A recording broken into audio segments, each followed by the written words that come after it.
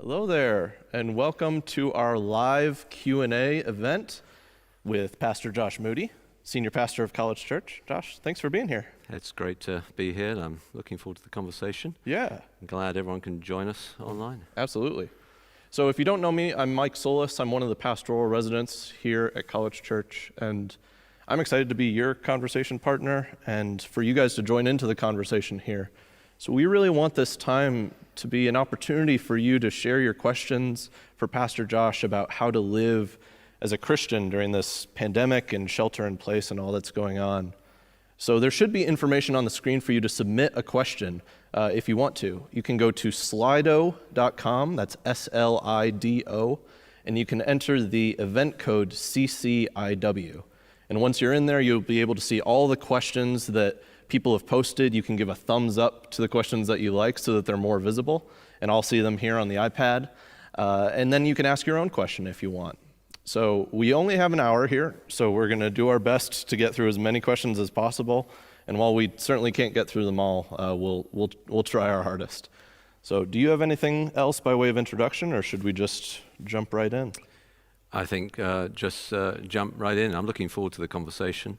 I haven't seen the questions, so I'll just be answering them live and thinking with you. And as we were considering doing this, we just thought it'd be a good opportunity to make the most of the technology we have, to be able to engage with some of the thoughts that may be in your mind, and to have a conversation around some biblical principles related to, the really unprecedented situation that we're facing around the world. So great. So the first question that I have for you is just a personal one. So just how are you personally doing with everything going on and all the changes? Thanks, Mike. Yeah, I'm really fine. I quite like flying by the seat of my pants. So it certainly is interesting. I mean, from a ministry point of view, where church is all about gathering. That's what church is. Ecclesia is a gathering. So church is all about gathering. And what we're going through right now, obviously, is a significant challenge to gathering. I'm grateful for technology. Yeah. And I'm very grateful for the team. We've got an extraordinary team of pastors, directors, staff, elders, deacons, and it's really exciting to see all the people really stepping up to the plate and making a big difference right now. And, the church is wonderful. I just hear stories of God doing amazing things through people as we take initiative to reach out to each other and to the world. So I'm fine, and I just want to see, my heart is to see God glorified through this time, through the progress of the gospel. And I think, we'll probably get to this, but my sense is that when there is a crisis, and this is a crisis time for the world, we don't feel it every day. We just go about our normal lives. Many of us are home. No, we're at home, not normal in that sense, but we get out of bed, we eat. But there is a crisis going on that's really rocking a lot of the foundations of people's very existence in many thousands of cases. And in those times of crisis, there are opportunities for the gospel, opportunities for the love of Jesus, opportunities for Christians to be Christians. And throughout history, you've seen how the church has risen at those times. And we were reflecting on this as a family when there was announced a day of prayer. Yeah. And how, other times when someone announces a day of prayer or something like that, you get a lot of pushback from the culture. Yeah. There was no pushback. I was like, we need something. Yeah. And even if someone doesn't believe in God, and they great, we need something. And so I'm praying and preaching and trusting and doing everything I can. It's been long hours. We're working. I think a lot of our team just haven't really had days off for a long time because we're doing a lot to serve the church and serve the gospel. But God's grace is sufficient. And so thanks for the question, but I'm fine. That's great. That's great. I've got a question here. Most of these questions are anonymous, but some of them have names on them. But if you want to put your name on there, you can. Otherwise, anonymous is totally fine. This question is, what can I do if I feel lonely or isolated in this time? Yeah, that's a great question. And I think it's natural for us, if you're living at home and you don't have a family around you and you're not allowed to go outside much, if at all. So that I suppose the first thing I would say is that feeling is understandable, and you shouldn't lay guilt upon the top of that feeling. That you never walk alone with Jesus, and we can have these pious truths that can feel a little like platitudes at these times, and we can lay guilt trip upon the problem. So the first thing I would say is pastorally is if you're feeling isolated, it's an understandable feeling. And the Bible talks about how no temptation has seized us, except that which is common to man. But God is faithful and just to provide us a way out so we can stand up under it. So it's a natural, understandable temptation. You're not alone. Many other people are feeling the same. And you're in good company. So that would be the first thing I'd say. The second thing I say is God is faithful and just and will provide a way out for you. And I would encourage you to reach out to others. And I don't know what your tech capabilities are, but through email, through video conference calls.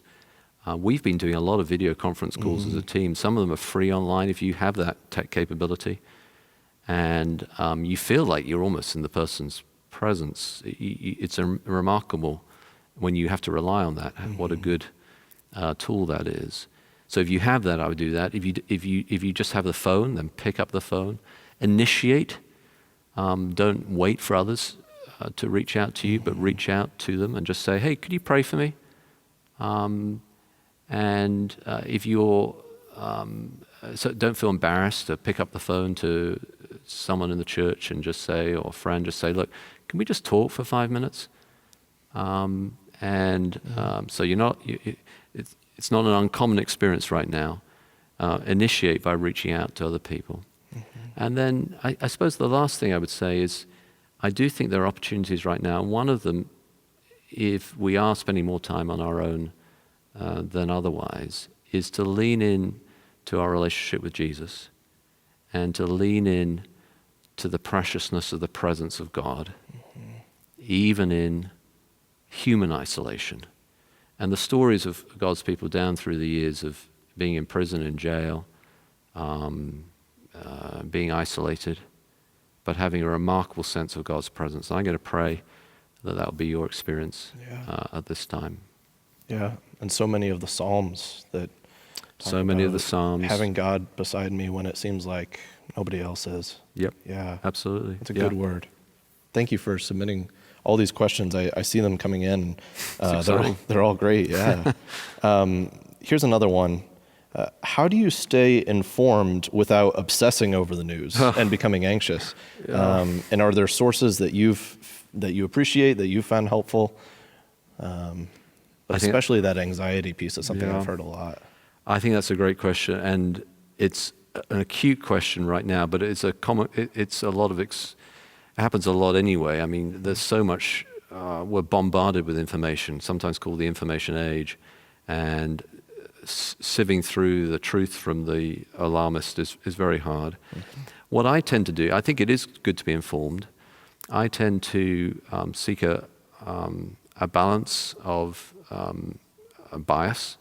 So, if I go to the Fox News channel, I'll go to the CNN channel, and I'll go to the BBC channel, and then I'll go to Guardian, and then I'll go to something else. And by the time I've looked at 4 or 5 of them, I feel like I've probably got a pretty good balance of what's going on. And like you've probably had enough, Yeah, I think, and that's a good point. The other thing I would say is, I check the news.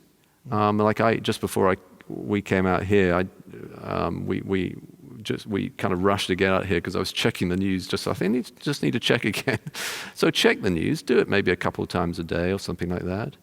But then lean into the Psalms, like Mike was saying, Psalm 46, Psalm 91, the Songs of Ascent, Psalm 121, that he will guard and protect his people.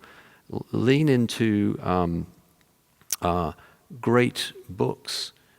Lean into consuming content that is positive and uplifting. So you've got to check the information, check a number of different sources for the information, and then okay, that's good, and then lean into Scripture, the Bible, good books, a good movie. Our family just watched a good, fun family movie together last night, and that was a great time. And so you balance out the input you're getting with other sources of content and edification, rather than just like now it's this number of people, this number of people. The other thing I would say, I know they've got a lot of questions, is if you do have personal contacts of people involved at the cutting edge of what's going on, maybe in New York City or in other areas, it's just to find out what's really happening. It's worth reaching out to those people and discovering. And another way to stay connected. That's great. I've got a heavier question. This one is from someone they just put their age 10. Is the coronavirus a punishment from God? It's a heavy one. That is a heavy one, and thank you for asking that. It's a great question. So let me just do a little bit of Bible worldview. So we live in a world that God created as good. Everything was perfect, but we rebelled, and because we rebelled, sin devastated the world. And so though we live in a world that's good, we live in a world that's fallen. And therefore, in this world, there are wars, there is disease, there is sickness, there is death. And all of this is a sign of our rebellion against God and is an expression of the wrath of God. We live under God's wrath. We are naturally sinners. But when we come to Christ, then we are no longer under his wrath. We're under his grace and favor. And so any time there is any disease, difficulty, trouble, it's not an expression of a particular... I have no divine insight outside of Scripture say that this is a particular expression of because I've sinned, therefore this has happened. We can't say that. What we can say is that all these diseases and difficulties are an expression of the sinful world in which we live, and therefore it's a cry out to us to turn back to God. I think C.S. Lewis most famously put it like this: that God whispers in our pleasures, but he shouts in our pain, and suffering is God's megaphone to a deaf world. And I believe that God, that in this time, it is God using all of this to say that we do live in a broken world. We don't have all the answers, and we need Him. So it's not we've done this and therefore this has happened, but we do live in a fallen world, and therefore we need a Savior. And so this 10-year-old boy or girl who wrote this, I would just say that God is loving, and He's reaching out to a broken world and calling them to come back to Him. That's good. Thank you for submitting that question. I just want to say again, if you're joining the stream a little bit late, that there should be information on the screen for you to submit a question if you want Pastor Josh to answer it. You can go to slido.com and enter the event code CCIW. But I've got a question here about just practical, how to be a good neighbor when I'm not supposed to be around other people. Yeah. Have you seen the Italian, what they're doing, how they're leaning out their balconies? The singing? Singing. And I don't know if Americans are that good of singers, though. I don't think anyone wants me to sing. Exactly. But there are ways. We in our neighborhood this afternoon, I noticed a few people out walking, and someone opened the door and talked to them from the door, and there's obviously conversation going on. That's awesome. And it's interesting to observe how in some ways, though this is physically isolating us, in some ways it's relationally reconnecting us. Yeah. I mean, you don't often see that happening in our neighborhoods, like someone waving the porch and stopping and talking for a while and having a real conversation. It doesn't often, people are too busy. Yeah. And so I think there are ways to do that. Obviously, you can't knock on someone's door and hang out in their living room right now. That wouldn't be right. But you can talk to them from a distance, like I just described one of our neighbors doing. And obviously there's the phone and there's text messages and all that sort of thing. Yeah. I think we're all realizing how much we crave and need that social interaction. And it's great that people are so receptive to it. Yeah. Yeah. Yeah. That's good. We are living in a unique time where much of the world is living a shared experience and we're paying attention, like you said, that megaphone. How can we use this as a gospel opportunity? That's a broad question. You can answer that any way you want. It's a broad question. I think just seize every opportunity you have to speak. One great Christian American pastor commented after Billy Graham died, and I won't get the exact quotation right, but basically he said that the megaphone has gone. Each of us with a microphone have to turn up the volume. And so whatever platform God's given you, whether it's with your children, which is, the hand that rocks the cradle rules the world. That's not a minor thing, it's a massive thing. It's the most important investment you could ever make in your entire life, to invest in your children. With your children, with your wider family, with writing blogs, with talking on Twitter. I mean, we are so interconnected right now. I mean, anyone can send a message out to the whole world. Use that. Use that to talk of Christ. Use that to talk of Jesus' love. Use that to point to the gospel. Use that to persuade, and Christ's love compels us to plead for people to be reconciled to God. Use all this, turn up the microphone that God has given you to speak of Jesus.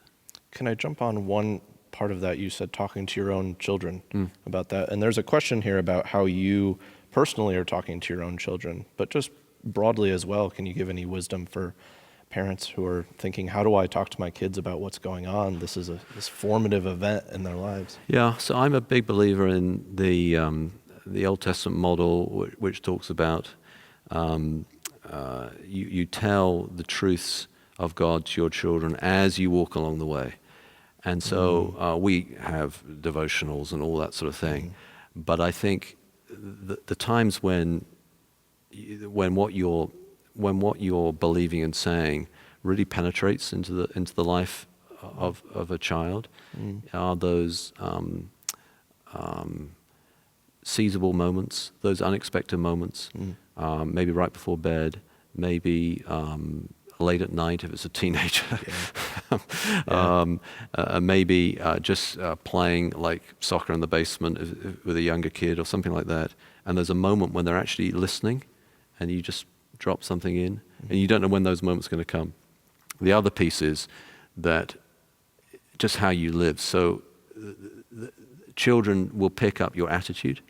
So the extent to which Rochelle and I, in God's grace, can live with trust and faith and confidence, but also prudence in this situation, that will communicate to our children.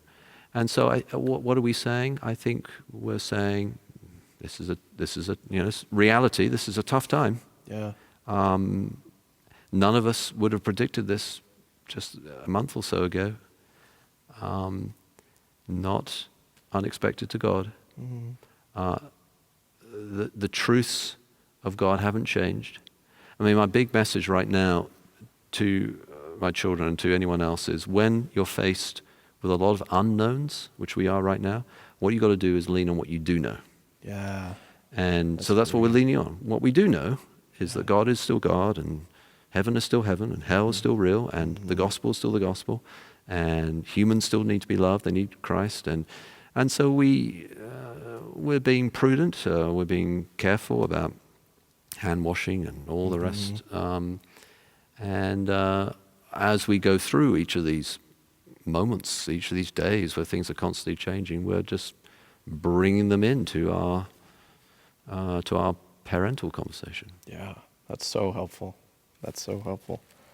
All right, let's do a lighter question, just to kind of give you a break from the from the heavier ones. So, what books are you reading right now? You mentioned earlier getting into good books. Not to put the pressure on you. Yeah, no. There's a. So I just finished a biography of Steve Jobs. Okay. Is it Jobs or Jobs? I always get that wrong. It's Jobs. Yeah. I shouldn't get him. Job Famous like the man. Bible, Yeah, right. But anyway, so that was good. And right now I'm reading a book that was given to me actually at Christmas. I haven't got around to it yet, but I am starting to read it now. I love reading about Second World War stuff. Yeah. And so this is a story about the Second World War, but it's telling some of the untold stories about the resistance in Europe. And that's actually a pretty good read right now. Good. The bravery, the sheer bravery, the ability to think outside the box and do. I've been reading chapters about the power of radio at the time and how that spurned a resistance movement. The V for Victory, Churchill's famous sign. How that came out through some radio broadcasts, and then throughout Europe they were painting, chalking victory, like V how for they Victory talked signs. about it through radio. Yeah, that's cool. Yeah, and the tunes they would sing, and then that were meant to be the Morse code for victory, da da da da, victory, and wow, and that's cool. So that's good, and it makes me feel like it's a bit like the time we're living in. Yeah, there's some hope there. Yeah, we're all in this together. Yeah, I love that. All right, so here's a question about technology. So has this forced digitization of our gatherings changed how we integrate technology for ministry in the future? That's a really good question. And I think the answer to that is I'm not quite sure. But I do think it's revealing that technology is a very, we've known this for years, but not only is it a very powerful tool, it's a tool that really is suited to the kind of ministry that we're doing, and it's having an impact. From meetings like in our staff team stuff. We were talking about this just beforehand, but we're doing ministry check-ins. So we used to have like a pastors and director meeting at 12 o'clock on Tuesday, and that would go for a couple of hours, and that was a pretty long meeting and lots of different stuff. Yep. And now we have like a half an hour check-in on Monday and half an hour check-in Wednesday, and everyone goes through this video chat thing, and it seems to work really well. Yeah. And I'm thinking, why don't we normally do that? So there are parts of that I think are really communicating well. And I think we need to make more and better use of technology going forward. And so I think it is revealing some things like that. Yeah, for sure. There is another question about technology, just jumping on that bandwagon. How is watching our live stream service different than just watching a sermon from another pastor on YouTube? Yeah. Well, I think that's a great question. I think it goes back to what if you're just joining, you may not have heard this, but earlier I talked about how the church is, in its very nature, a gathering. So a church, the Greek word for church is ekklesia, it's a gathering. And so when you're part of a church, you covenant together with that people. We have a church covenant. We covenant together to look after each other, to support each other, to submit to the authority of the leadership, to give of our money and resources and time for the progress of the gospel. It's a gathering. We gather together for a particular purpose. Now, I listen to, I like there are certain preachers that I listen to and think that's great, but I'm not part of their church, even though I'm listening online. But even though we're not physically present right now, and it is an unusual circumstance to preach to an empty church and no people listening through the video, it's an unusual circumstance. But we're still part of the gathering. We still covenanted together. And there is a significant difference to listening to, there are people who've been my pastor in the past, and it's significant when I'm covenanted together with them in a church, to listen to them is a big difference. And of course we can learn from other preachers, and that's good and fine. I'm glad you can. But it is different when we gather together, and we actually are gathering, even in an unusual way, right. Virtually. because we still covenanted together, we're still looking after each other, we're figuring out how to make phone calls to reach out to those who are not connected and all that sort of thing, because we are a church. Yeah. And even in the Facebook chat on Sunday morning. Facebook chat, yeah. You know, I glanced in there and saw a bunch of people saying, hey, hello, you know. Yeah, right. Like you would in the pews, Yeah. you know, side by Yeah. side. Yeah. That's great. There's a question here about gatherings that unfortunately we're really looking forward to but can't do with Easter and Good Friday. And this person is asking, is it okay to feel disappointed that we won't be gathering for those services? Well, I think it is. Yeah, I'm disappointed. I think Easter is a huge highlight and of the year, and a gospel opportunity. So I am disappointed. I think that's a natural feeling. On the other hand, we're not surprised. And you know, if God does some extraordinary, if things change massively and we can get back together much sooner than we predicted, that would be wonderful. Yeah. But there are disappointments in life. And there are things that we wish had been different than they turn out. And it's at moments like these we need to lean on the sovereignty of God. He knows what's best. He's my heavenly Father. All things work together for the good of those who love him. He's weaving together evil into his plan. The passage we're going to look at on Sunday talks about how the chief priests and the authorities schemed together to crucify Christ, to do what God had predestined to happen. Even that was part of his plans. Even this, as much of a horrible thing it is, what's going on in the world today, is still somehow mysteriously, sovereignly a part of his plan. And so we feel disappointment, but on the other hand, we lean into what, again, when we don't know things, we lean into what we do know. Right. And what we do know is that God is in charge and that he has a plan. And we seek to rest there. And so, yeah, it's a disappointment. And yet, so what's the opportunity there? And I think the opportunity for us there is, you know, we're always, one of the people on the team mentioned this when we were talking about it, but we're always overflowing on Easter. Yeah. And we're always trying to figure out how can we get more people in, you know, and what are we going to do? Yeah. And, well, we're not going to be, as long as the bandwidth works. Yeah, we got plenty of room. We got plenty of room. So maybe we'll have an opportunity to reach many, many more people. Yeah. There is a question here of whether we should have Easter in July instead. Maybe we should. I mean, we can't change the date of Easter. There was a lot of debate in that in history about exactly when Easter is. We probably don't want to enter into trying to change the date. Yeah. Might start a whole new denomination. Yeah, right. But I do think when the day comes when we can gather together again, we are going to make that a big celebration. Yeah. I don't know what that means, but it's going to be great. So good. So in a sense, I agree. We should make that like a moment, and we should record that in the history of the church, like we're back. One more question about Holy Week. This person asked if we should have communion in our homes on Good Friday. So we haven't really talked about that as elders or pastors, and so I don't want to get ahead of that conversation. True. The tricky thing about that is so what is communion? Communion is an expression of a remembrance of what Jesus has done. It's a sacrament. It's an ordinance. But it's a meal of God's people eating together, and that's a difficult thing to do on your own, you know. Right.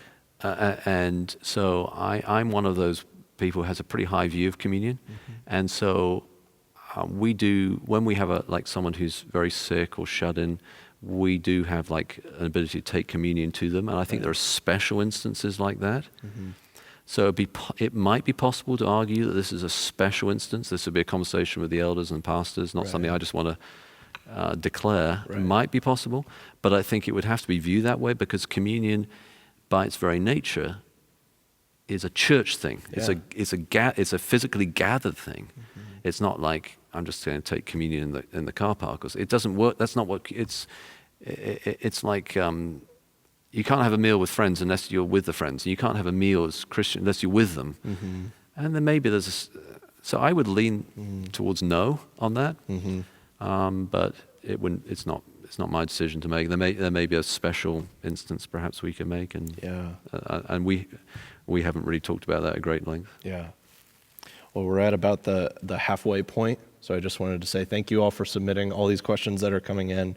Again, I apologize that we can't get to all of them in this hour, but we'll do our best to answer as many as possible. And if you do have a question that isn't answered here, feel free to follow up with a pastor or the church and send an email to us, give us a call. We still have pastors working. The church doesn't stop with Church does not stop. No, the pastors are working very, very hard. You really pleased with how your pastors are working so hard right now to help and serve the church. All right, I've got a question here about the end times. Does this crisis point to the end times? Or how do we respond when people talk about it as though it's the end of the world? Yeah, so I mean, Jesus said, "We do not know the hour or the date, or the day." So I always lean there. I don't know the hour or the day. Who knows? Who knows? And so. So in that sense, I would say no, and like in any unusual way. And historically, you can every time, like you can go back hundreds of years. Every time there's like a volcano or plague, every time, Christians come out and start making predictions and prophecies about how this is going to change everything, and how I lean more with C.S. Lewis on this kind of stuff, which is actually when there aren't those kind of awful things going on, it's more of a surprise, given that we live in a fallen world under God's judgment. Yeah. And that's an extraordinary grace. Yeah. And so Jesus said there'll be wars and rumors of wars, and we live in a fallen world. We shouldn't be that surprised. So on the other hand, this is, I think, and I said this earlier when talking about, is this a sign of God's judgment? This is a sign, along with many others, that Jesus could return at any moment, and that we do live in the end times. We live in a day, it's after the death and resurrection of Jesus. We live in the day when God is just patient. In his patience, he is providing us time to repent and turn to him. And Jesus could return.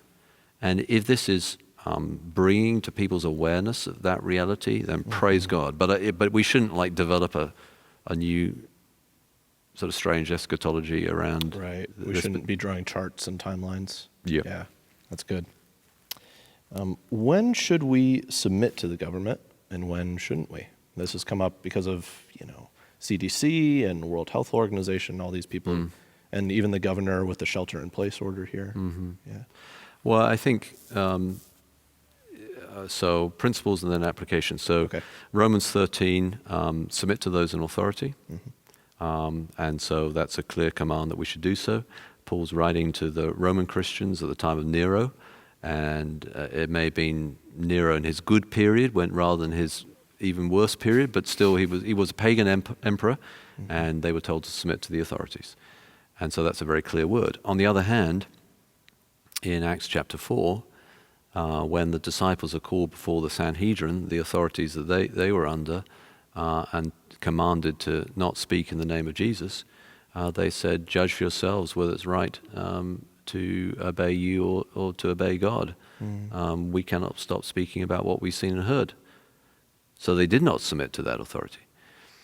So so in principle, I think you always have to make a judgment call. Are you in the Romans 13 situation, or are you in an Acts 4 situation?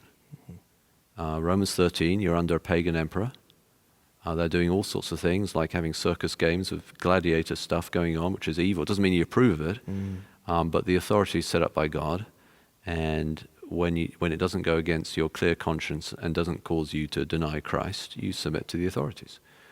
And you, of course, because we're a democracy, not a dictatorship, we participate in the democratic process. We advocate around the table for our viewpoints. Those who are called to politics get involved in politics and seek to have an influence for good. We're salt and light in the world, but we're not seeking, revolution certainly, and we're not.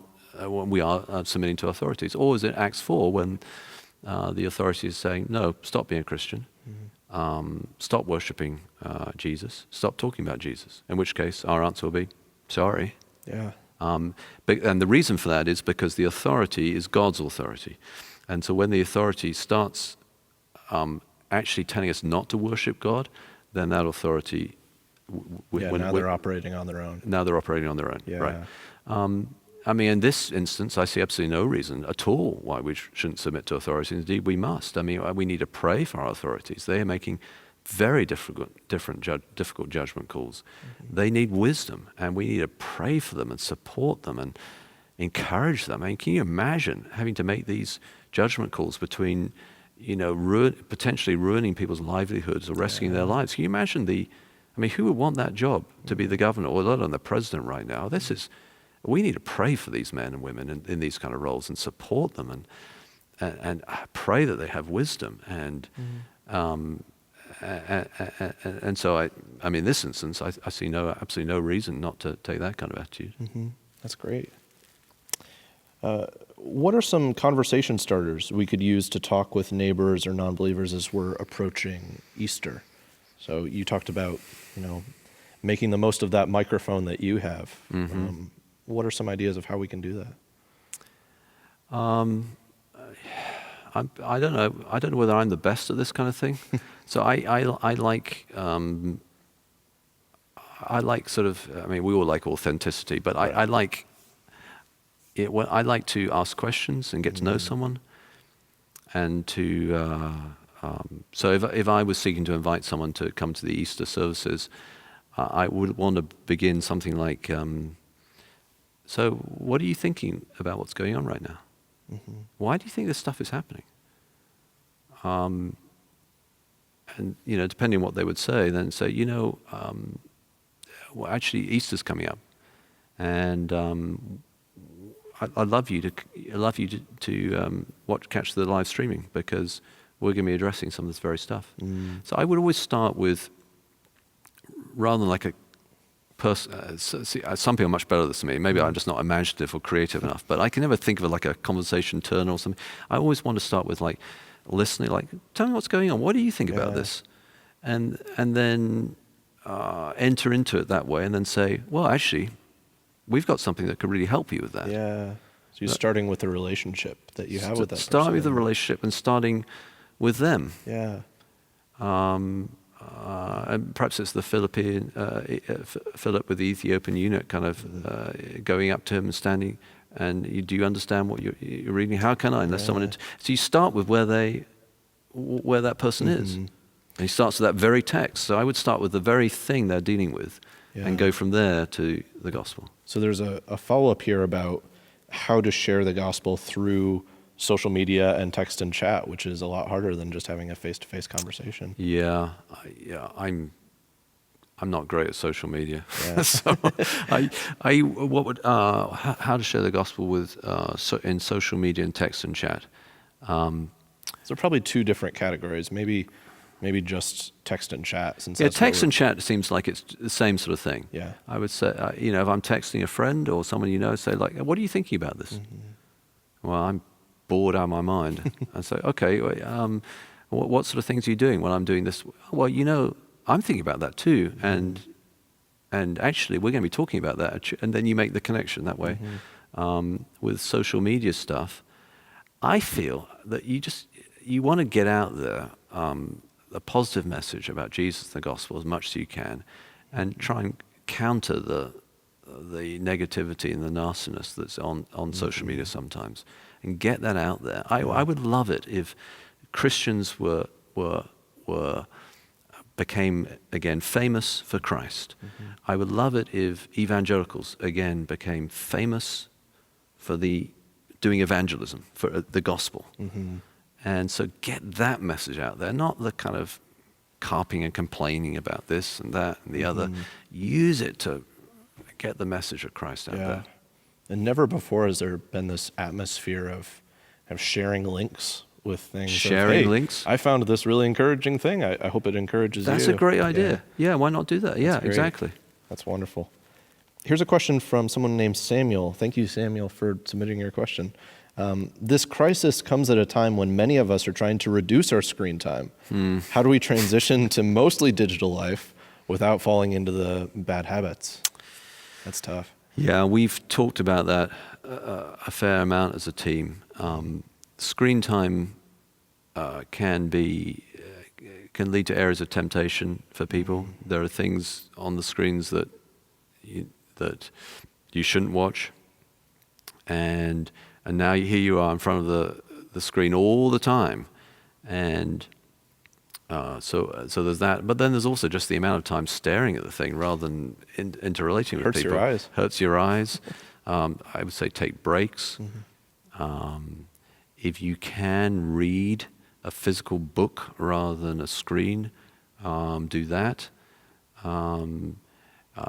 The stuff about things on the screens to watch that you shouldn't watch, just if that's your struggle, get some really good software about it. There's something called Covenant Eyes, which is I often recommend to people. It's a very good one, and it has a way of sending a report to what you're watching to anyone, to a designated covenant partner, and that seems to work well with a lot of people.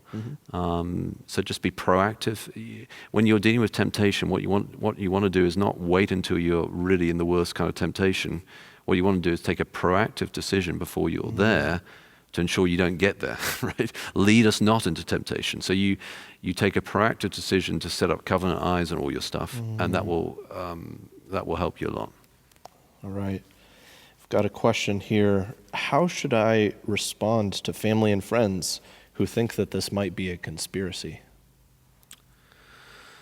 Might be a conspiracy. So there's lots about this we don't know, right? And when there are things about this you don't know, people want to fill in the categories with other stuff, and what they fill in it tends to be where they're coming from with their own set of assumptions or predetermined or their own character or own personality, and the human condition is such that we tend to default to the negative. And so if there's a gap in knowledge, which there are huge gaps in knowledge right now, conspiracy theories about all sorts of things, moon landings. I'm not saying it's in that category, but abound. And, just like go with what you do know. Admit that we don't know everything. Stand on what you do know. And I'm more of a proponent. I think there are like several different theories of how things work in the world. Massive generalization moment, but like there's there's a conspiracy behind everything kind of theory, or there's I because of my theology that we live in a fallen world, I ascribe more to the generally things are a mess up rather than like someone had some evil plan to do it.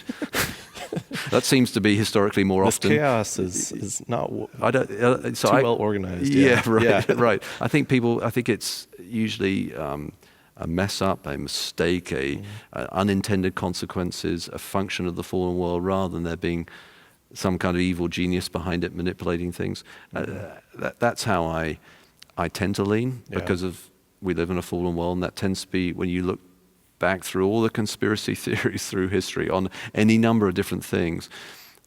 Rarely have they been accurate. Not never, but rarely. And so lean on what you do know, and don't ascribe to things you don't know all sorts of unknowable presumptions. That's the kind. So what would I say to a family member though? I think I would just say, look, we don't know, but what we do know is that this is a real health issue. We need to be supporting our medical professionals. We need to take it seriously. Let's do that. I think that's what I'd say to a family member. That's good. Let's go from grand conspiracies down to the real things that a lot of people are dealing with, which is, what should I do if my income, my livelihood, my finances are at risk because of this? So we're thinking about this quite a lot as a church. If you we do have a way of taking care of people in the church who are facing difficulties. It's called the Care and Share program or fund or something like that, and we've also begun setting up a fund called I think it's called, and I wish some of the other staff members related to finance were here, but I think it's called the COVID-19 fund, which is designed to be a fund that we can give to those who do have resources to help those who have none. So we as a church want to lean into helping people that way. We actually did a blood drive, I think it was this week, because one of the unintended issues that's going on is because people don't want to go to hospital unless they're really sick. People are not giving blood, and there are people who rely upon that. And so we're as a church are leaning into that.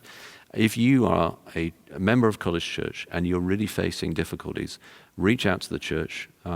We don't want you to be in that situation. We'll figure out how we can help. If you're not connected to the church, then by all means reach out to us as well, and we're putting together things that we could help. And of course, we're all aware of what's going on. Many of us are aware, if you're watching in America, what's going on in America with a huge, I think it's $2 trillion relief fund that is going through the government right now. And so hopefully there'll be some resources that will come that way. So if you're connected to the church, that's what I would say. If you're not at all connected to the church, there may be some ways that we could help, and we want to put together a fund to be able to do so. And we have, and we want to be able to get giving towards that for those who are resource capable right now.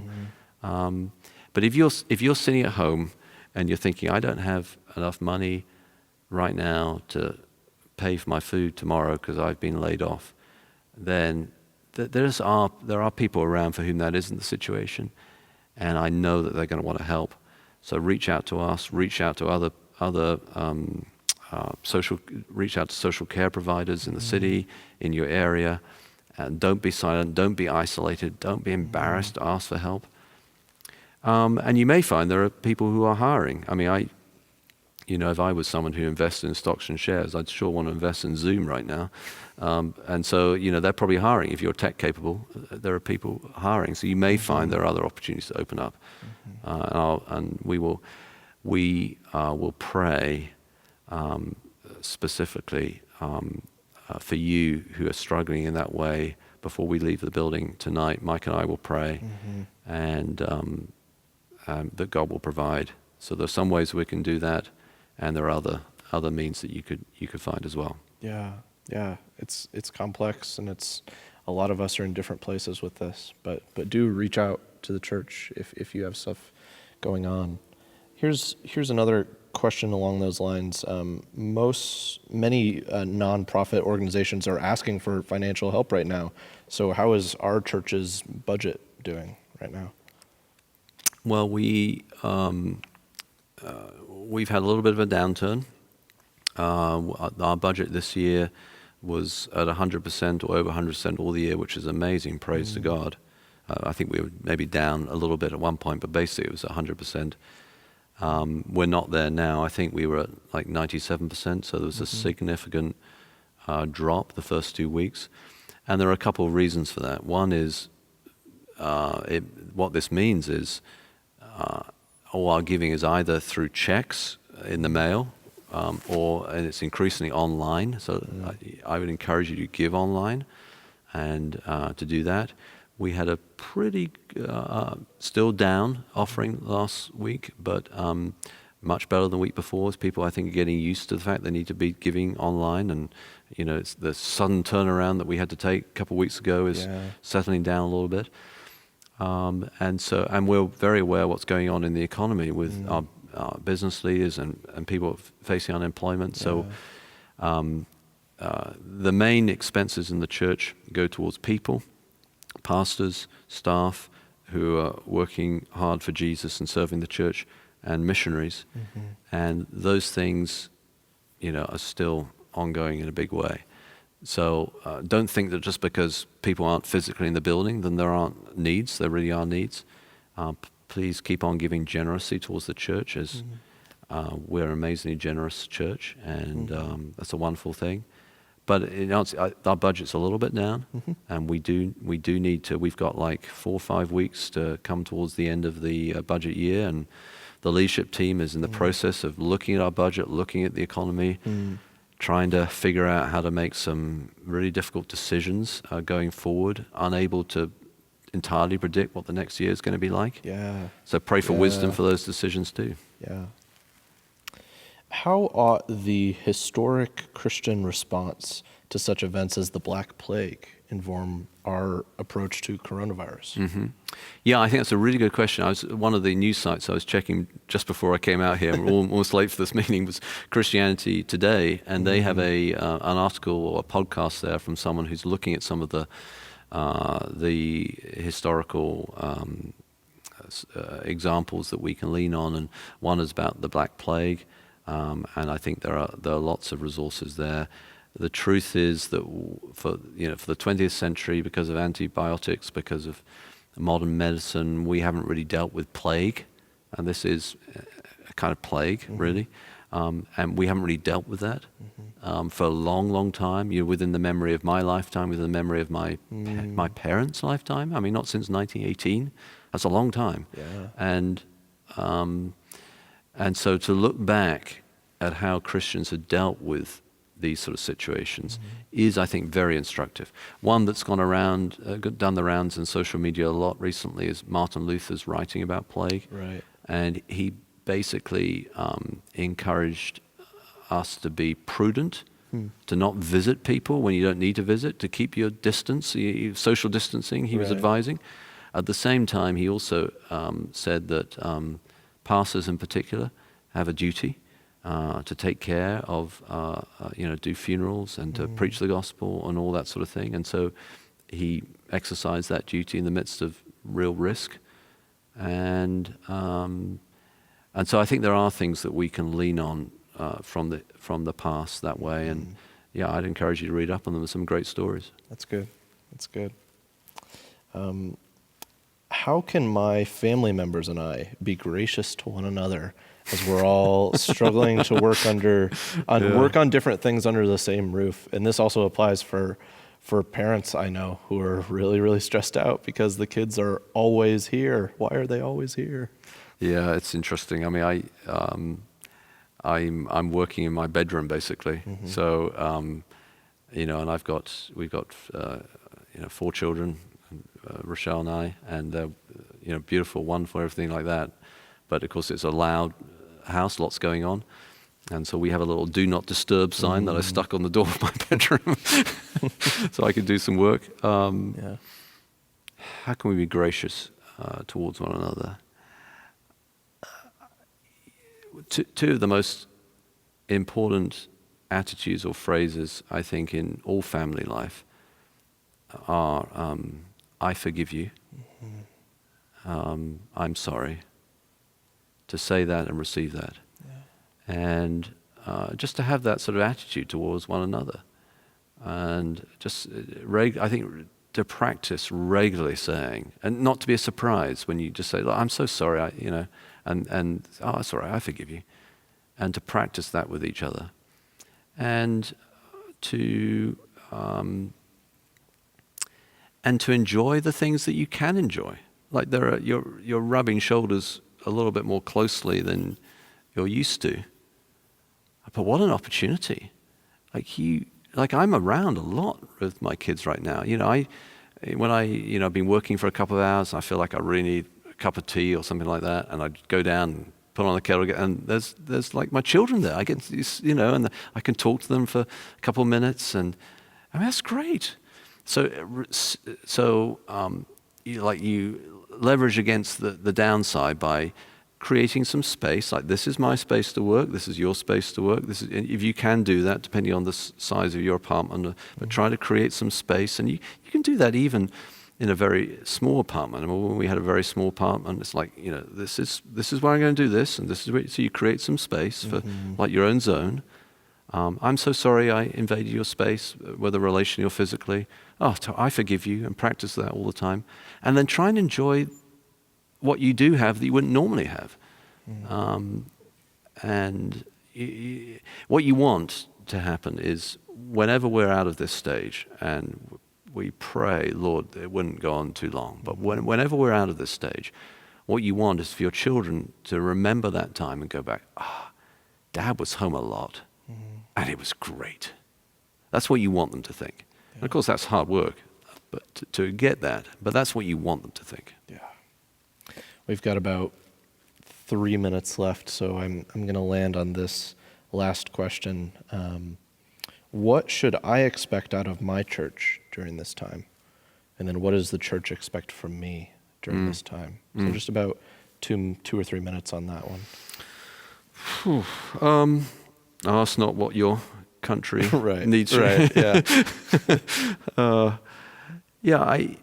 Maybe it goes back to that covenant thing. So we covenant together as God's people, and I think in many ways the expectations haven't changed. We are to love each other. We're to forgive each other. We are to pray for each other. We are to give generously towards each other, not just financially, but of our time and our gifts and our abilities. If you're asked to serve, someone we were talking to this week about an area of service that they were considering said, I feel like if the church asks you to serve and you don't have a really good reason why you can't serve, then you should say yes. When you're asked to serve, give generously of your time. And that's what it means to be a family. So church is not like this huge institution. It's a family. We're in this together, and we need each other. And Christ is the head, and our goal is to worship and honor Him. And at this time, let's really pull together. Even if we can't do it physically, like be in the same place, we can do it virtually, spiritually, and through the wonders of modern technology. Yeah. I think we'll end it there. Thank you so much for submitting all these questions, and I'm sorry if we didn't have a chance to get to your question.